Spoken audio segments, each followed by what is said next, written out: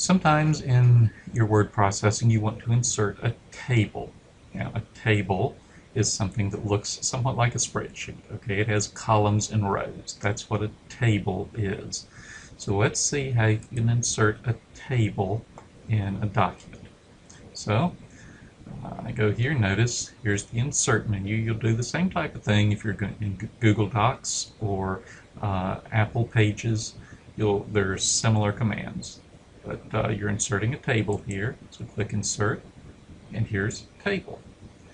When you pull that down, you can actually decide how many columns and rows do you want. So let's say that I want a table that has 3 columns, and I want it to have 3 rows. Notice it says they're a 3 by 3 table.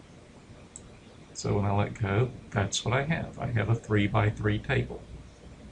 And so I can insert text here.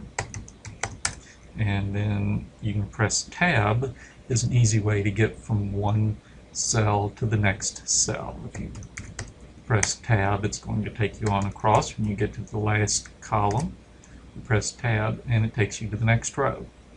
Okay, and so more text, even more, and still more. Tab takes me to the next row. A lot of text. And I can have numbers, I can have more text. Now, if I'm at the last row and column, if I press Tab, in Microsoft Word anyway, what it does, it adds another row automatically. So you can do that. Okay, but that's how you insert a table. Now, there are ways, there's formatting that you can do for tables. I'm going to select my table. In Word, you have a lot of different design options. You can have things here. You can decide, well, I want alternate rows to have a different color. Sometimes it makes things easier. You have different color schemes. You can say, well, my top row is a heading, so it's different than the others.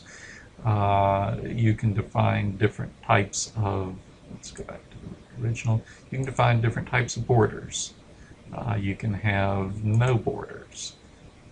There's a lot of different things you can do. There's a lot of options there on inserting a table.